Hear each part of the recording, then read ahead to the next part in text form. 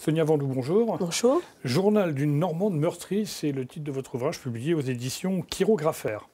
Alors précisons qu'il s'agit d'un roman qui se passe dans une période particulièrement difficile de notre histoire, puisque c'est l'occupation allemande dans la région, dans la Normandie. Et vous traitez d'une histoire d'amour entre Erwan, un Allemand, et une jeune femme, Hélène, une Française.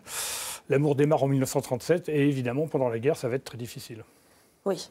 Oui, parce qu'une Française qui vit une histoire d'amour avec un Allemand à cette époque-là, c'est très mal vu, très mal vécu, et même pour eux deux d'ailleurs. C'est quelque chose d'assez difficile, qu'on n'assume pas forcément non plus. Pourquoi avoir choisi cette période? Je ne vous cache pas que vous êtes très jeune.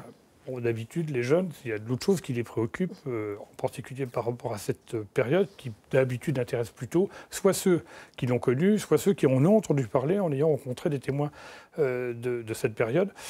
Pourquoi avoir choisi cette époque? Un peu par hasard. L'idée m'est venue suite à un rêve que j'ai fait une nuit qui se passait autour d'une table, un repas familial autour d'une table. Cette scène se déroulait durant la Seconde Guerre mondiale.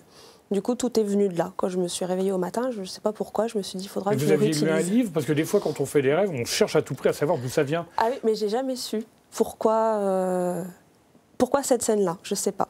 Le rêve durait certainement très longtemps et j'ai dû oublier tout le reste, mais c'est cette scène-là, moi, qui m'a marqué. Vous croyez en la métempsychose, à la réincarnation? Peut-être que vous êtes la réincarnation de quelqu'un qui a vécu pendant cette période? Peut-être. Bon. Pas Hélène, en tout cas. Ah non, pas Hélène, ben, on n'espère pas pour vous, parce que ça se termine plutôt mal pour elle. Alors, on revient donc à cette histoire. Ça se passe pendant la guerre, et elle est requise, la ferme est réquisitionnée, et elle est requise pour donner des soins aux Allemands. Oui, aux Allemands seulement. Elle n'avait pas le droit de soigner les Français, ouais. voilà. Donc elle est obligée d'aménager un local pour pouvoir accueillir. Parce qu'elle a quand même des vagues connaissances. Puis vous dites au début du livre, elle sait lire et écrire. Oui, ce qui est chez les jeunes femmes, pas si courant que ça, à la campagne en tout cas. Ouais, donc, malgré l'enseignement obligatoire.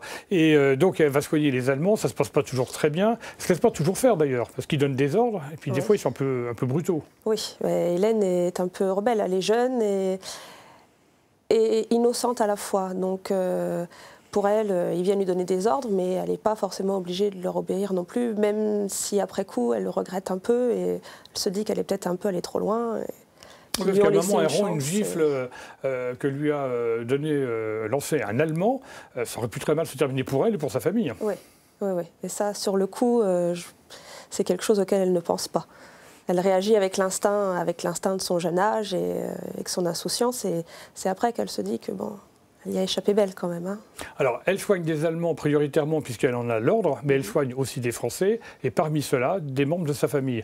Et il y a Jean qui est le fils de sa grand-mère qu'elle adore, malheureusement qu'elle ne va pas pouvoir sauver parce qu'il est trop grièvement blessé. Elle s'en voudra. Et elle s'en voudra parce que forcément, elle y met plus de cœur à soigner des Français que des Allemands, encore plus des membres de sa famille. Et là, malgré tous ses efforts, malgré le temps qu'elle passera à côté de lui, il ne survivra pas et elle s'en voudra parce que c'est son oncle. Et puis, mince, elle arrive à sauver des Allemands et pas un membre de sa propre famille. Et puis, elle est persuadée que sa grand-mère lui en tiendra à rigueur et qu'elle lui en voudra jusqu'à la fin, quoi. Alors, je suis beaucoup plus âgé que vous, donc je vais me permettre de faire une référence, non pas historique, mais relative à des personnes qui ont vécu cette époque, qui, la plupart d'entre elles, m'ont dit on a vieilli beaucoup plus vite. Et est-ce que c'est pas un peu ce qu'on retrouve dans votre ouvrage, finalement, ce sens des responsabilités que, en l'occurrence, Hélène va devoir prendre, alors qu'elle est quand même très très jeune, et tout à coup, sur ses frêles épaules, il y a énormément de choses qui lui arrivent, notamment celle d'essayer de sauver les blessés. C'est incroyable, elle n'était pas préparée à ça. Non. Elle n'était pas préparée à ça et elle n'avait pas forcément tous les récits de la guerre d'avant qu'avait connu sa grand-mère. Sa grand-mère qui fait allusion à la guerre de 14-18. Oui. Et c'est pas tout à fait la même chose, effectivement. Tout à fait. Et du coup, elle est projetée plus loin dans sa vie, plus vite qu'elle le voudrait. Il faut qu'elle obéisse tout de suite et elle n'a pas le temps de réfléchir. Et puis il faut qu'elle prenne des initiatives. Oui, aussi. Notamment pour sauver, dans la mesure du possible, les blessés qu'on lui amène. Alors bon, on ne va pas tout raconter, il y a des scènes quand même assez violentes. La description que vous faites, excusez-moi, c'est quand même c'est précis, on s'y croirait. Il faut avoir le cœur bien accroché quand même, parce que franchement, pour quelqu'un, encore une fois, qui n'est pas destiné à la profession de chirurgien, je veux dire, elle accomplit des actes d'une précision véritablement chirurgicale, c'est le cas de le dire. Et puis deuxièmement, faut avoir le courage, hein, quand il faut découper le corps en deux, enfin blessé pour pouvoir le réparer en quelque sorte, c'est quand même pas évident, c'est pas donné à tout le monde, non? Elle n'a pas vraiment le choix non plus, finalement. On lui impose ça.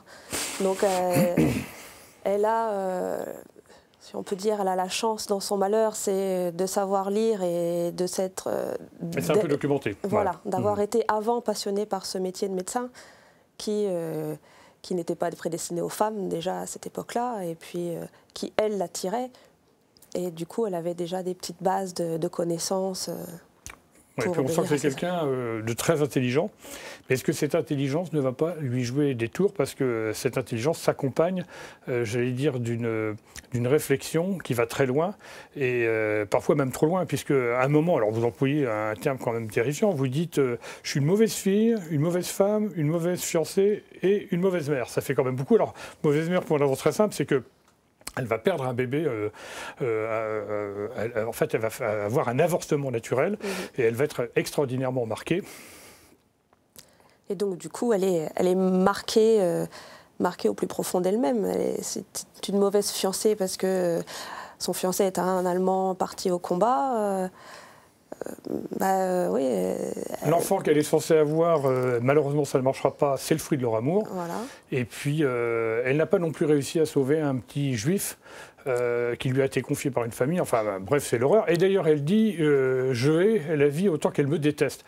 C'est quand même assez noir. Enfin je sais pas moi, vous êtes jeune, vous écrivez ça, mais c'est pas ce que vous pensez quand même. C'est complètement... Ah bah rassurez-moi. C'est pas ce que je pense. Ah bon, ça va, alors c'est pas votre vie. Donc c'est le principal. Mais enfin, vous n'hésitez pas quand même à aller loin dans la noirceur. Alors on va pas tout raconter, mais ça va se terminer quand même très mal. Oui, mais oui, c'est ce que Hélène ressent à ce moment-là. La vie ne lui fait pas de cadeaux, et puis... Elle va pas en faire non plus. Voilà. Bon, écoutez, Sonia Vendoux, merci en tout cas d'être venue nous parler de cet ouvrage, le journal d'une Normande meurtrie. Alors journal simplement parce que, en tout cas la première partie, plus d'ailleurs les 2/3 du livre sont écrits sous la forme d'un journal, tout simplement. La dernière partie, on n'en dit pas plus, c'est un peu différent. C'est publié aux éditions Chirographaire. Merci beaucoup. Merci à vous.